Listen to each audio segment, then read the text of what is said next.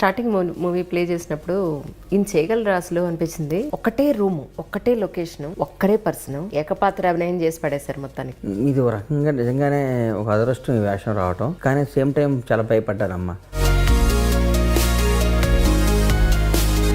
పైగా సెప్టెంబర్ 2 మా హీరో గారి పుట్టినరోజు నాడు రావటం చాలా ఆనందాన్ని ఇస్తుంది, కిక్కినిస్తుంది. మిమ్మల్ని ఆ సినిమాలో చూసిన వాళ్ళందరూ నిజంగా ఈయన రియల్ లైఫ్ లో ఇంత సెంటిమెంటల్ గా ఉంటారా? ఒక కుటుంబ విలువలకి కట్టుబడి బతికేవాడిని నేను. సో ఇందులో మీ ఇంప్లిమెంటేషన్స్ అంటే ఇలా కాదు బాస్ ఇలాంటివి చేద్దామని అన్న ఇంప్లిమెంట్ చేసిన మీరేంటి చాలా ఫిక్స్ అయిపోయారా? నేను సింగిల్ లైన్ లో తప్ప ఈ రోజు నేను మాట్లాడదాం ఇదే పొలిటికల్ గా అయితే మీరు ఇలాగే మాట్లాడతారా?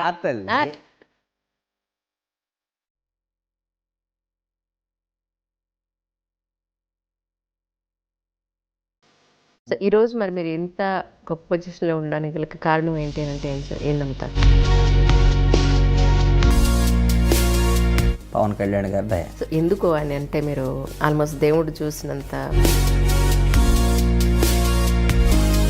రాజకీయ నాయకులు ఉన్నారు, అవసరానికి మించి లేదా ఒక కొంత సేవింగ్ నుంచి బ్లాక్ మనీ వరకు, ఆ తర్వాత తరతరాలు వాళ్ళు కూర్చుని ఎంతగా సంపాదించి ఏం చేస్తారన్న పాయింట్లో మీరు ఒక డైలాగ్ చెప్తారు. అవకాశం కల్పించకూడదు, వచ్చిన అవకాశాన్ని వాడుకోపోవడం వాడు తప్పు.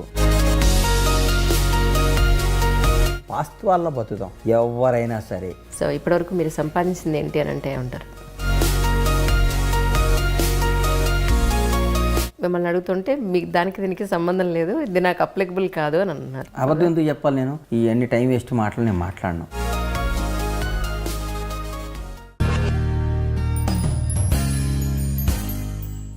అందరికీ నమస్కారం అండి. ఈరోజు బండ్ల గణేష్ గారి ఇంటికి వచ్చాం. బయట మాత్రం చాలా పెద్ద బోర్డు పెట్టారు, ఏంటంటే పర్మిషన్ లేదే లోపలికి ఎట్టి పరిస్థితుల్లోనూ రావద్దని. సార్ ఐ థింక్ నేను పర్మిషన్ తీసుకునే వచ్చినట్టున్నాను.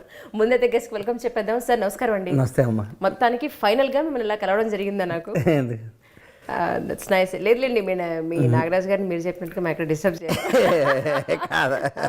ఆయనకే మొత్తం అంతా సోషల్ మీడియా రైట్స్ రాసి చేసినట్టు. లేదు లేదు లేదమ్మా. వాసు గారు కూడా నా బెస్ట్ ఫ్రెండ్. మీ వాసు గారు నేను చాలా కాలం నుంచి ఫ్రెండ్స్. వాసు అంటే నాకు చాలా ఇష్టం సార్. యాడ్ డ్రీమ్స్ నా సొంత సంస్థ లాంటిది. Thank you sir, thank you so much sir. ఇప్పుడు డేగల బాబ్జీ యాక్చువల్లీ ఆ పేరు పెట్టడానికి మెయిన్ రీజన్ ఏంటి? మొన్నటివరకు బ్లేడ్ బాబ్జీ అన్నారు, ఇప్పుడు డైగల్ బాబ్జీ అన్నారు. ఆ కథ అట్లాంటిది, ఆ కథకి ఆ టైటిల్ బాగుంటుందని పెట్టారు డైరెక్టర్ గారు. రైట్. నిన్న నేను ప్రీమియర్ షో చూడడం జరిగింది. Actually really it was so nice sir. ఎవరు మీ నుంచి అలాంటి పెర్ఫార్మెన్స్ ఇంతవరకు ఎక్స్పెక్ట్ చేయలేదు. అంటే ఇంత బాగా చేయగలుగుతారా అనేది ఒక అందరినీ ఆలోచింపచేస్తుంది ఈ సినిమా మాత్రం ఖచ్చితంగా. It was so good really. Thanks అమ్మా. అదంతా డైరెక్టర్ గారికి వెళ్తాం, గ్రేట్ అంతా నాదేం లేదు సార్. తమిళ్లో యాక్చువల్గా పార్థిబన్ గారు చేశారు. తమిళ్లో Parthiban. At the same time దీనికి చాలా మంచి అవార్డు వచ్చింది, మీకు ఆ విషయం తెలిసే ఉంటుంది అనుకుంటా. దట్స్ అది తక్కువ మందికి అటువంటి మంచి సినిమాల్లో యాక్ట్ చేసే అవకాశం దొరుకుతూ ఉంటుంది. ఫస్ట్ టైం పార్థిబన్గా చేసింది మీరు చూడడం జరిగిందా? యాక్చువల్గా చూశాను. అంటే ఫస్ట్ డైరెక్టర్ చెప్పాడమ్మా నాకు. డైరెక్టర్ చెప్పిన నేను చాలా భయపడ్డాను. నా మీద ఎందుకు రిస్క్ వేసుకుంటావు అని వద్దు అని చెప్పాను. నేను డిస్కరేజ్ చేశాను డైరెక్టర్ని, వద్దులేరా నా మాట నువ్వు, నా ఫ్రెండ్ డైరెక్టర్ బాగా. తర్వాత కాదు నువ్వు చేయాల్సిందని గొడవ చేశాను. తర్వాత చేయకపోతే నేను చాలా మిస్ అయ్యాను జీవితంలో. నాకంటే నా గురించి నా ఫ్రెండ్ బాగా ఆలోచించాడని అనిపించింది నాకు. స్టార్టింగ్ మూవీ ప్లే చేసినప్పుడు ఈయన చేయగలరా అసలు అనిపించింది.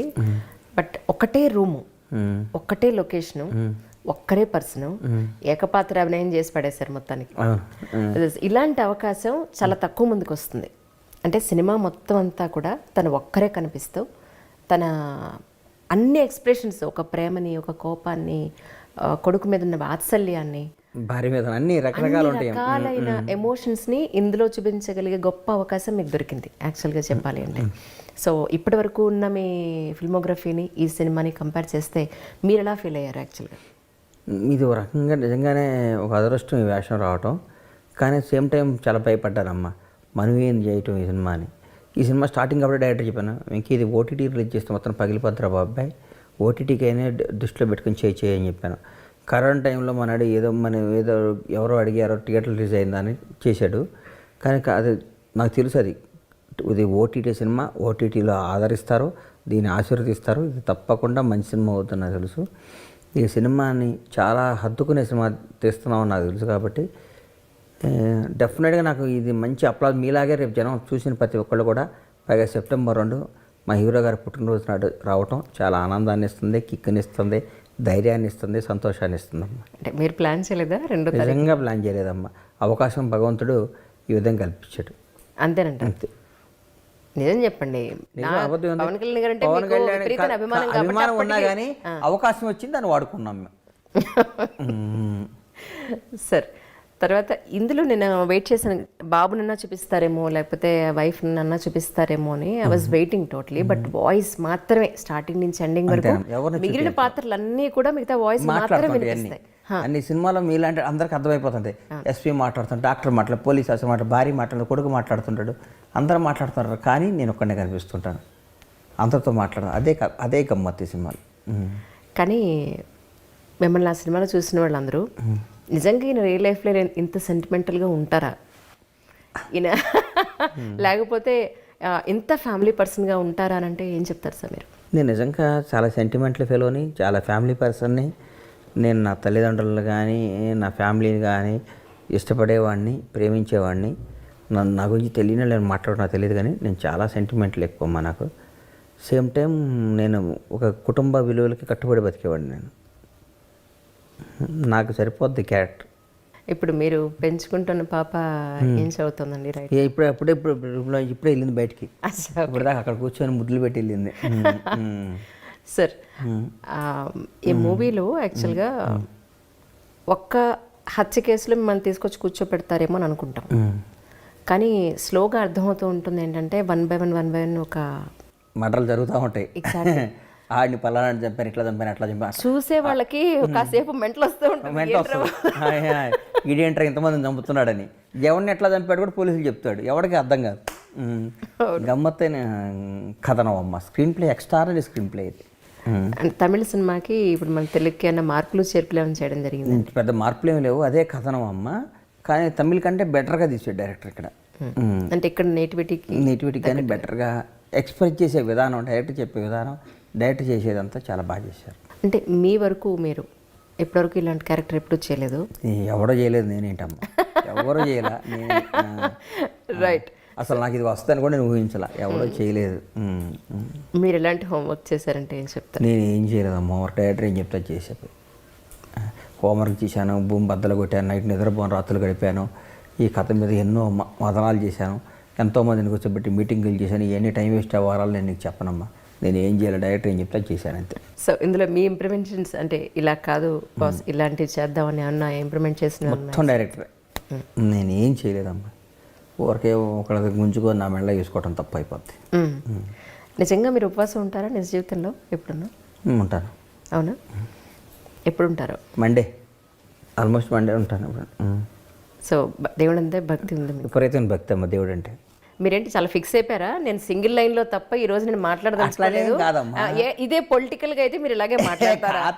నాగరాజు గారు కూర్చుంటే ఎందుకు మాట్లాడతాను అట్లని కాదు, నిజంగానే దేవుడు అంటే భక్తి, ప్రేమ, దేవుడు అంటే భయం, దేవుడి మీద నాకు నమ్మకం. మన దేవుడు మన విధిరాతను నమ్మేవాడు నేను, అన్ని కాబట్టి చెప్తున్నాను.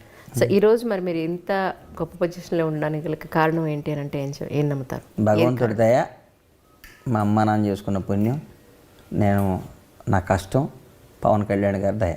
సో ఎందుకు అని అంటే మీరు ఆల్మోస్ట్ దేవుడు చూసినంత అంటే నాకు ఒక గుర్తింపు తీసుకొచ్చాడు కాబట్టి కృతజ్ఞత ఉండాలమ్మా. ఆ కృతజ్ఞత అంతే అంతే. ఇందులో కొడుకు పేరు కూడా పవన్ అనే పెట్టినట్టున్నారు. పవనే ఉంటుందమ్మా కొడుకు పేరు, పవన్. అవును. ఎందుకు?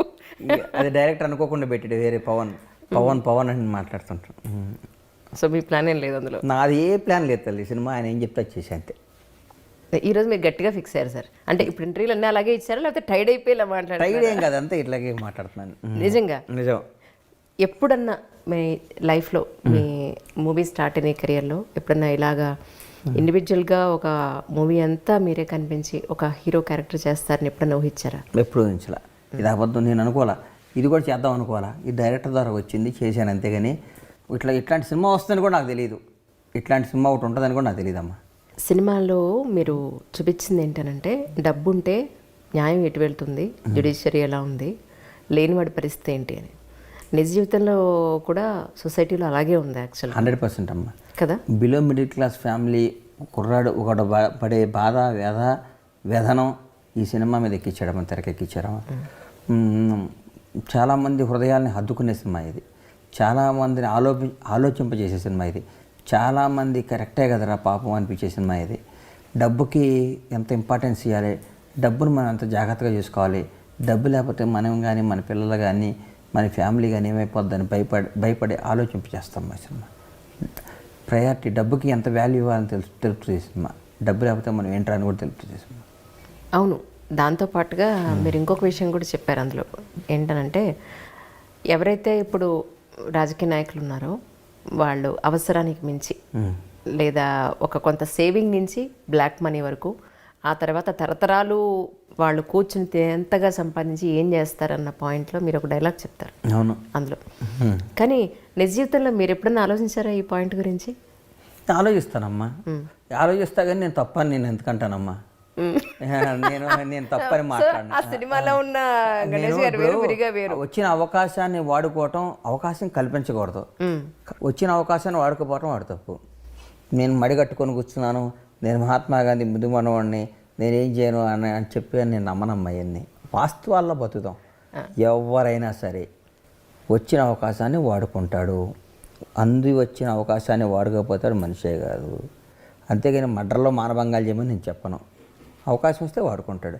మడ్రలో మానభంగాలు చేస్తే దొంగ అవుతారు కదమ్మా. ఇప్పుడు రాజకీయ నాయకుడు సంపాదించాను అనుకోండి, వాడు రాజకీయ నాయకుడికి అవకాశం వచ్చి సంపాదించుకున్నాడు అనుకుంటాను నేను. అంతేగాని దాన్ని మరి ఎక్స్ట్రీమ్ వెళ్ళిపోయింది అనుకో, జనం దాన్ని తిరస్కరిస్తారు. దీనికైనా ఒక హద్దు ఉంటుందమ్మా. నిద్రపోవడానికి ఒక ట్యాబ్లెట్ వేసుకుంటాం, 10 ట్యాబ్లెట్లు వేసుకుని చచ్చిపోతాం. అవును, ఒక ట్యాబ్లెట్ వేసుకుంటే కమ్మగా నిద్రపోవచ్చు, అడిగి హ్యాపీగా మంచి స్లీప్ వేసామంటాం. నిద్ర వస్తుంది కానీ 10 ట్యాబ్లెట్లు వేసుకుంటే కోమాలకు వెళ్ళిపోతాం. ఏదైనా ఎక్కువైపోతే డేంజర్. ఏదైనా ఎంత మోతాదు ఉండాలో అంత ఉంటే జీవితం ఏదైనా సాఫీగా అయిపోతుంట. ఇప్పుడు ఇంతకీ బయట ఎట్టి పరిస్థితుల్లోనూ లోపలికి రాకుండా బోర్డు ఎందుకు పెట్టారు చెప్పండి? ఎవరెవరో ఊరికే వచ్చి సాగు దొబ్బుతూ ఉంటారు పర్మిషన్ లేకుండా. నేనే ఎవరికో ఉంటాను మాట్లాడుతూ ఉంటాను చెప్తాను. నా వైఫ్ పిల్లలు అందరూ ఉంటారు, అందుకని ఎవరు వచ్చి డిస్టర్బ్ చేస్తుంటారని బోర్డు పెట్టించాను. రైట్. సో లేదులేండి, బయట మీరు బోర్డు బండ్లాజ్ అని పెట్టారు కదా, సో అది చూసన్నా ఒక భయానికి మీ ఫ్యాన్స్ తప్ప ఎవరైనా పర్మిషన్ లేకుండా మన హద్దులు మన పర్సనల్లోకి రాకూడదని నా ఇష్టం. ట్రూ అబ్సల్యూట్లీ సార్, డౌట్ లేదు అందులో. మీ లైఫ్లో మీకున్న సెంటిమెంట్స్ అంటే ఏం చెప్తారు? నాకు ప్రతి ఒక్కటి సెంటిమెంటేనమ్మా. నా తల్లి సెంటిమెంటే, నా తండ్రి సెంటిమెంటే, నా బిడ్డల సెంటిమెంటే, నా భార్య సెంటిమెంటే, నా ఫ్యామిలీ సెంటిమెంటే, నా ఫ్రెండ్స్ సెంటిమెంటే. నేను ఎలా ఇంటర్వ్యూ వెళ్తాను, అరే వాళ్ళు ఏంట్రా టైము అని అడుగుతాను. అట్లా నాకు అన్నీ చూసుకొని నేను అడుగేస్తూ ఉంటానమ్మా. నేను బాగా సెంటిమెంటల్ ఫీల్ అని. అట్లాగే చాలా కర్కోటకుండా కూడా కొన్ని విషయాల్లో మన ఎవడన్నా అనిపిస్తే వాడికి లెక్క ఇచ్చేయాలరా రివర్స్ అని ఫీల్ అవుతూ ఉంటాను. విత్ ఇంట్రెస్ట్ పే చేసేయాలి వెనక్కి అని, ఇంట్రెస్ట్ ఏదో పే చేసేదాకా ఊరుకోను. కర్మ సిద్ధాంతాన్ని నమ్ముతారా మీరు? నమ్ముతానమ్మా. అవునా? సో ఇప్పటివరకు మీరు సంపాదించింది ఏంటి అని అంటే ఉంటారు? నేను దేవుడు నన్ను ఇట్లా ఉండమని పెట్టాడు, నేను సంపాదించాను. కర్మ సిద్ధాంతం అంటే మన జీవితం ఇది, దేవుడు ఇట్లా డిజైన్ చేశాడు, ఇట్లా వెళ్తున్నాం. ఒక్కోసారి డౌన్ అయ్యామంటే దేవుడు మన ఇట్లా డిజైన్ చేశాడు, ఇట్లా అవుతున్నాం, ఇట్లా పైకి వెళ్ళాలని అవుతాను అంట. ప్రతి ఒక్కటి నేను నెగిటివ్గా ఆలోచించనమ్మా.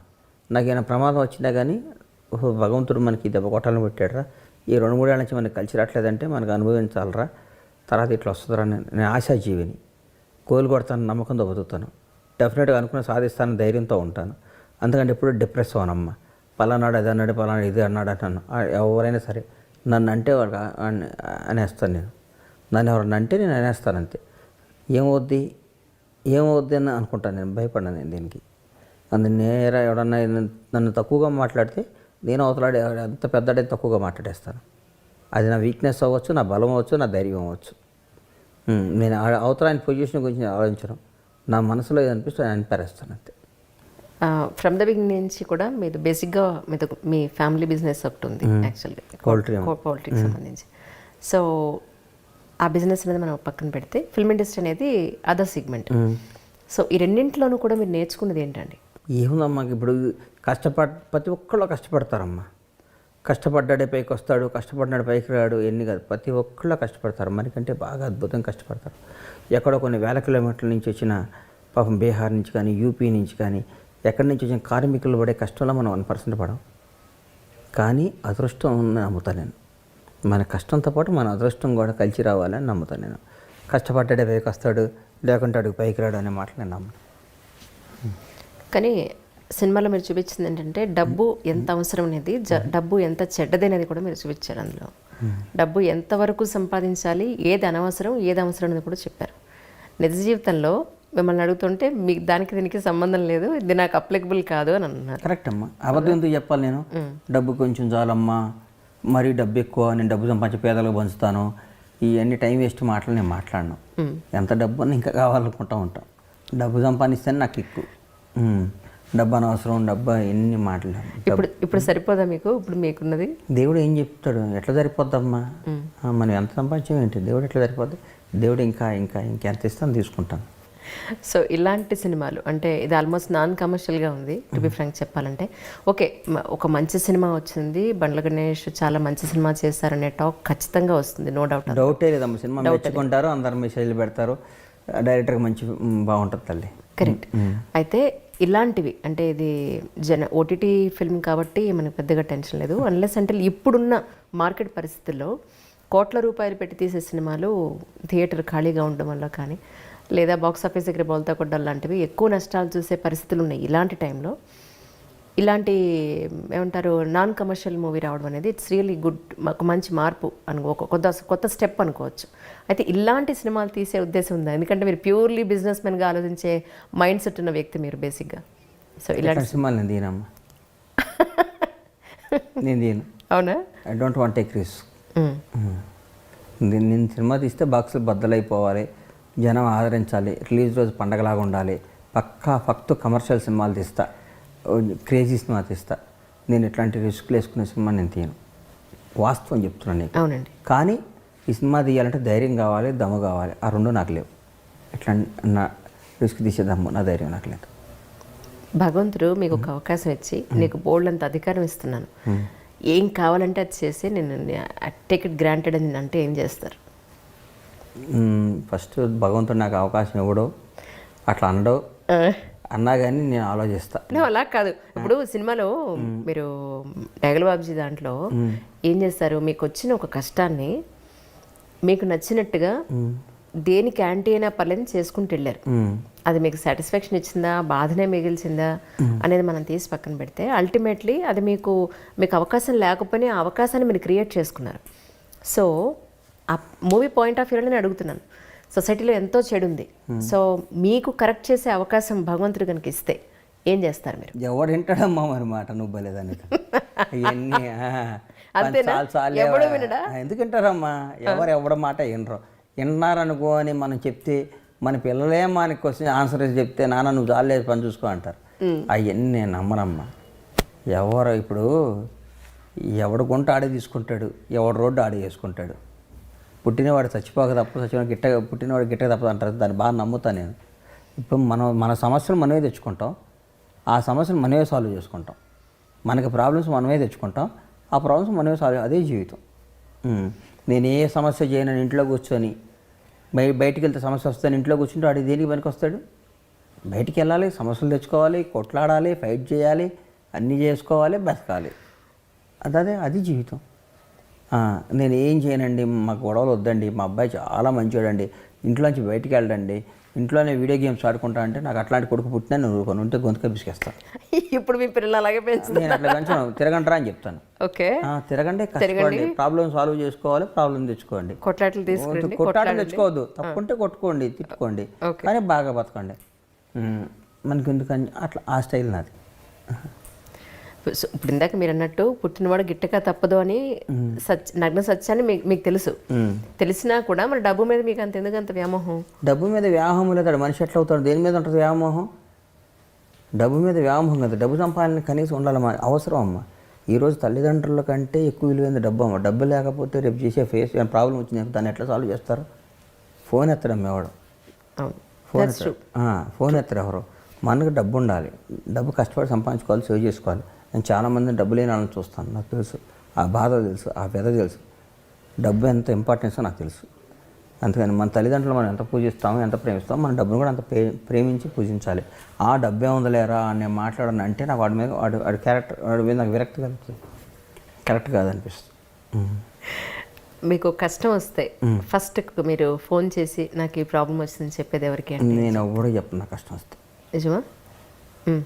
నేనే సాల్వ్ చేసేస్తాను. ఈ రోజు సరే, ఈ రోజు అంటే మీకు ఒక స్థాయిలో ఉన్నారు, ఎవరికి ఫోన్ చేసినా ఏ స్థాయి లేనప్పుడు కూడా నేను వాడు చెప్పేవాడు కదా. కష్టం వస్తుందని వాడు చెప్తే వాడు హెల్ప్ కూడా చేయడు, ఇంకా 10 మందికి చెప్తాడు చెప్తాడు. ఇంకా నేను ఎందుకు చెప్తుందని అట్లా నా కష్టాన్ని కూడా ఇష్టంగా తీసుకొని ఇష్టంగా మలుచుకొని దాన్ని ఫైట్ చేసి సక్సెస్ అవుతా. అందుకని నాకు కష్టం వచ్చింది నేను ఏడుస్తూ కూర్చొని నా పిల్లలకే చెప్పను, మా మదర్ ఫాదర్కే చెప్పను. నేను నా కష్టాన్ని నేనే లోపలే ఉంచుకుంటా, నేను సాల్వ్ చేస్తా. అన్నైనా చెప్తా, ఇట్లా వచ్చింది ఇట్లా చేసామని చెప్తా. నేను ఎప్పుడు నా కష్టాన్ని ఎప్పుడు చెప్పను ఎవరికి. ఇందులో ఒక సీన్లో మీ ఫోను అక్కడ కావాలనే మర్చిపోతారా, లేకపోతే తెలియకుండానే మర్చిపోయారా? యాక్చువల్లీ కావున కథలో అట్లా ఫోన్ అక్కడ ఉంటుంది. ఆ ఫోన్ మన సినిమాలో అది కథ తమిళ అట్లా వచ్చి కావాలని మర్చిపోవటం అట్లా ఏమి ఉండదు. ఓకే, అంటే అలానే కాదు అనేది స్టోరీ పరంగానే అందులో ఆ క్యారెక్టర్కి మీరు వాంటెడ్లీ అంటే ఆల్రెడీ అక్కడ ఏదో జరుగుతుందని మీకు ముందే హింట్ ఉండి మర్చిపోయారా? లేకపోతే మర్చిపోతాం. అదే అంటున్నాను. That's what. మీ రియల్ లైఫ్లో మీ ఫోన్ ఎక్కడైనా మర్చిపోయిన సందర్భాలు ఉన్నాయి? ఎప్పుడు నేను ఏమేమి అట్లా మర్చిపోవటాలు పోగొట్టుకోవటాలు ఏమో జరగవమ్మా నాకు. నాకు వింత అనిపిస్తుంది. ఏమండి ఫ్లైట్లో ఫోన్ మర్చిపోయామండి, పర్స్ మర్చిపోయామండి, బ్యాగ్ మర్చిపోయామంటుంటారు. అలా చూస్తే నాకు పైనుంచి కింద చూస్తా, మన వస్తువుని వీడు మర్చిపోతున్నా అంటే వీడికి అసలు వీడు అంత అజాగ్రత్త రాయడని. నా జీవితంలో ఏ వస్తువు మర్చిపోలేదు ఇప్పటివరకు, నాకు అది ఎదురేది కాలేదు. అది విచిత్రం అనిపిస్తుంది. ఎప్పుడైనా కోపం వస్తే ఫోన్ పగిలిపోద్ది అంతేగాని తర్వాత బాధపడతారు, 2 లక్షల రూపాయలు ఫోన్ పగలగొట్టాను అనుకుంటా. కానీ మర్చిపోవటాలు అయ్యయ్యో అని అట్లా ఉండవు నాకు. లాస్ట్లో మూవీ లాస్ట్లో మీ చెప్పుల పేరు కూడా చూపిస్తారు, వాళ్ళ చెప్పుల పేరుతో పాటు. అంటే ఇట్ మీన్స్ మీరు వాళ్ళని కూడా కంప్లీట్ చేసేసినట్టే. అంతే కదా, అంతే అంతే కదా మరి. అదే అదే స్క్రీన్ ప్లేలో గొప్పతనం, డైరెక్టర్ తీసిన విధానం. ట్రూ. కానీ ఒక అమాయకమైన వ్యక్తి, ఒక కల్మషం లేని వ్యక్తి, లేదు అంటే ఎవరి సపోర్ట్ లేకుండా ఒక చిన్న ఫ్యామిలీ నుంచి వచ్చిన వ్యక్తికి ఒక మోసం చూస్తే పిల్లిని సైతం ఒక రూమ్లో పెడితే ఎలా అయితే రివర్స్ అవుతుందో అదే ఈ కథ అమ్మ కదా అనిపించిందా మీకు? అంతే చాలా. ఇప్పుడు ఏదైనా తెగేదాకా లాగకూడదమ్మా, లాగిన ట్యాక్ చేయాలి కానీ లాగేయకూడదు. ఒకసారి తెగితే అతుక్కోదు. ఎంత తెగిపోయినాక కానీ ఎంత అతికిచ్చిందే అవుద్ది. బంధమైనా రిలేషన్ అయినా ఏదైనా తెంపుకోకూడదు. తెంపినా ట్యాక్ చేయాలి కానీ తెంపేయకూడదు. తెగిపోతే ఏముందమ్మా, లైఫ్ ఏముంది, కిక్కే ఉంది. ఇంకా ఎంత ఒకసారి తెగిపోయినాక తెగిపోయినట్టే అంతే. కథ అట్లాంటిది కథ. ఒక నమ్మిన భార్య, ప్రాణంగా చూసే భార్య, పిల్లాడి కోసం బతుకుతాం అనుకున్న భార్య భర్తను ఒకసారి మోసం చేసి 2 సార్లు మోసం, 14 జీవితం మోసం చేస్తే వీళ్ళు అయిపోయాడు. కథ అదే సింపుల్ కథ, బ్రహ్మాండంగా ఉంటుంది అమ్మ కథ. అవును అవును. లేదు, moral of the story was so good really. కానీ నిజం చెప్పండి, మీరు సినిమాలో చేసిన తర్వాత మీలో ఒక అంతర్మదనం ఏమీ రాలే? అబ్బాయి ఈ సినిమా నేను చేయకపోతే చాలా తప్పు చేసినాడు అయ్యేవాడిని, చేసి మంచి పని చేశాను ఫీల్ అయ్యా డబ్బేం చెప్పినాక. హ్యుమానిటేరియన్ గ్రౌండ్స్లో మీకేమి? నాకు హ్యుమానిటీస్ గ్రౌండ్స్లో అంటే నాకు నిజం కదా, డబ్బు లేకపోతే ఎవడైనా ఇంతే కదా. ఇంకా ఈ సినిమా చేసిన తర్వాత నాలో జాగ్రత్త పెరిగింది. ఇంతకుముందు ఎవరికంటే డబ్బులు ఇట్లాంటి ఈ మధ్య అవి కూడా ఎందుకురా జాగ్రత్తగా ఉండాలి. డబ్బే ప్రపంచాన్ని శాసించేది, డబ్బే చాలా విలువ గలది, డబ్బే అని అనిపించింది. సో ఇప్పుడు ఈ సందర్భంగా ప్రేక్షకులందరికీ ఈ మూవీ గురించి మీరు ఏం చెప్పదలుచుకున్నారో ఒక మాటలో? ఇది మంచి సినిమా, హృదయాన్ని హద్దుకునే సినిమా, మంచి కథనంతో. అక్కడ పార్థిపన్ రాసి యాక్ట్ చేశాడు, దాని ఇక్కడ వెంకట్ అనే కుర్రాడు నా ఫ్రెండ్ అద్భుతంగా చేశాడు. ఈ సినిమా తప్పకుండా ఆహా ద్వారా ఓటీటీలో చూసి నన్ను దయచేసి మీ అభిప్రాయం మాకు చెప్పి నన్ను ఆశీర్వదిస్తారు. మీరు మంచి సినిమా తీశారని మీరు డెఫినెట్గా మీరు ఇట్లాంటి కథలు ఆలోచించడానికి కూడా మీకు అవకాశం ఉంటుంది. చాలామందికి కూడా ఈ సినిమా చాలా జీవితాల దగ్గరగా ఉండే సినిమా అమ్మాయిది. True true. కానీ లాస్ట్ మినిట్ వరకు కూడా ఎవరు ఎక్స్పెక్ట్ చేయరు. అంటే అమ్మాయి అంతా ప్లాన్డ్గా మిమ్మల్ని కూడా నేను కూడా ఊహించలేదు కదమ్మా.